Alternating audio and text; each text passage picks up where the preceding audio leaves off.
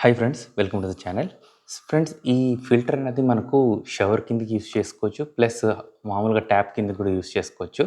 So, ఆ purpose మీద మెయిన్‌గా అయితే హాట్ వాటర్ అనేది మనకు ఫిల్టర్ చేస్తది. సో, ప్యూర్ వాటర్ వస్తుంది. ప్యూర్ వస్తుందో లేదో ఇవన్నీ కూడా టెస్ట్ చేసి చెప్తాను. ఇంకో వారం తర్వాత దీనికి సంబంధించిన నేను రివ్యూ అయితే మీకు అప్లోడ్ చేస్తాను.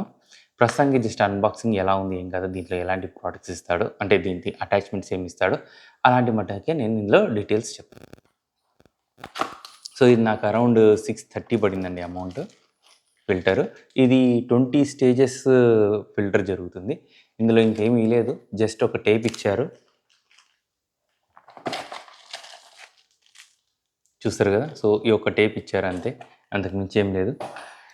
మెయిన్‌గా మనం ప్రోడక్ట్ గురించి చూస్తే సైజ్ అయితే ఈ విధంగా ఉంది. మీరు చూడొచ్చు.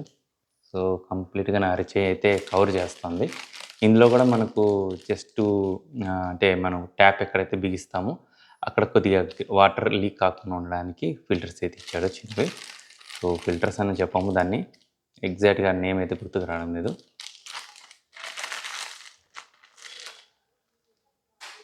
సో, ఇదండి ప్రోడక్ట్.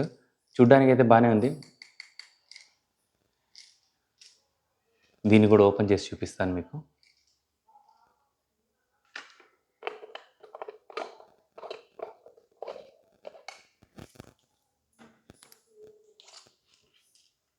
లోపలైతే ఇలా ఉంటుంది చూడ్డానికి ఇది.